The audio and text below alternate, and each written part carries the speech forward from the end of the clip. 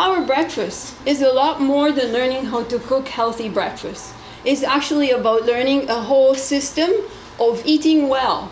It's about learning how to combine the foods and what amounts of food we should include on our plate so that we get the energy that we need out of our food and we feel vital and we feel alive and we feel sharp and we feel energetic.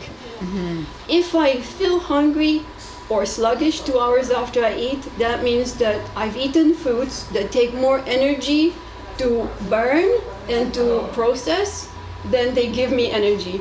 So it's like eating something that my body has to work to deal with rather than giving my body energy to work and to use to apply as I choose. A good power breakfast is a balanced meal, like with every meal. And I have this wonderful illustration here that can show you exactly how to combine the foods and how much of it to eyeball to put on your plate. Mm-hmm. Divide the plate into 3 sections. One section is for fats. If I put good quality fats, I can put more on my plate than if I put not so good fats for me, right? So it goes down from there. If I put protein on my plate, I know what choices I can put more protein than other choices. So for example, if I put a piece of chicken breast on my plate, I eyeball my palm of the hand, and that's a great measure. So look at how thick it is, look at how big it is, and put that quantity on your plate. Mm-hmm. If say you cook the chicken in olive oil is a great oil for us, but if say you didn't use very much olive oil, then you can add a little more fat. And if you look at the tall order side of the plate, so I have the plate divided into 3 sides, and then depending on my choices, I can pile it up high, and I call that the tall order plate, or I put less, and I call that the base of the mountain plate. Mm-hmm. So here is my protein, chicken. It will be part of the tall order section. Then I add my good quality oil. I could add a slice of avocado, and I would have the right amount and the good quality fat beside it. And then I would add from the carbohydrate section. And what I can add here is top of the mountain choices, which are written here at the top. And if I add those, I can pile my section high on the carbohydrate side with these top of the mountain choices.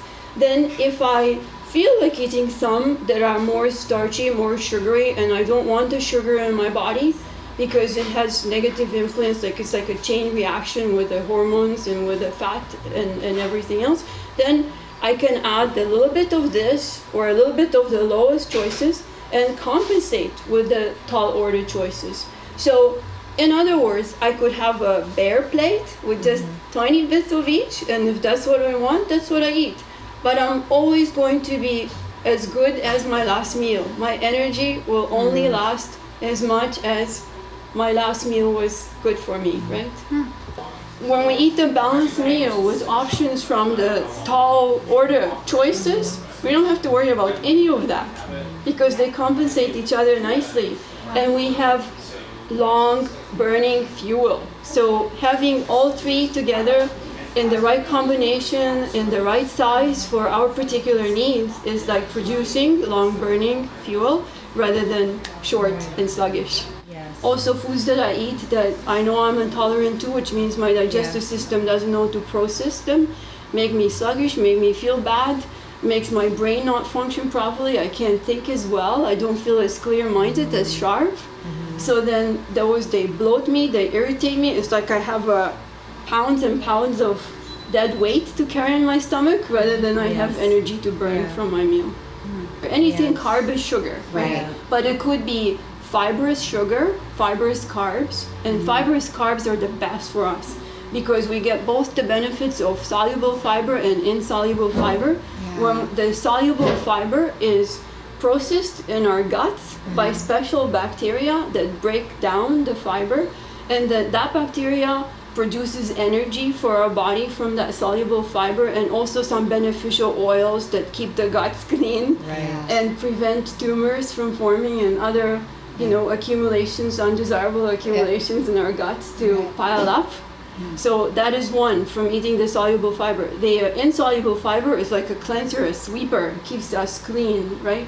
when we eat too much protein, if we eat too much protein, for example, the excess protein is also converted into sugar. And protein is used for metabolism, right? It's broken down into amino acids, and part of the role of the amino acids is to produce energy for our body. So when energy is produced, heat is released. That's why producing too much heat and eating too much protein at night, it won't make things better for sleeping, because that's the time when the body should cool down to go to sleep and prepare for a restful period, whereas energy and heat is more useful during the day when we need the energy to function. It's good to have colorful fruits because it appeals not only to the eye, but it also appeals to the body. And it's also a great way to combine the foods, to eat the right amount of foods that satisfy all that the body needs. Like if they're anti-inflammatory, they're antioxidant, they're alkalizing versus acidic. So balance things out. Just put a little bit of each, make your salad, add a tiny bit more oil, but if you put oil in your salad, then you won't put more oil on your plate otherwise. So you'll not use the avocado on your plate, you might put it in your salad instead. Or might skip the avocado altogether and put some avocado oil in your salad as your salad dressing. Very good. Yeah. Excellent. I've learned a lot. I want some one-on-one coaching. Yeah, we could use yes, that. I would love that. Absolutely. Yes, Absolutely.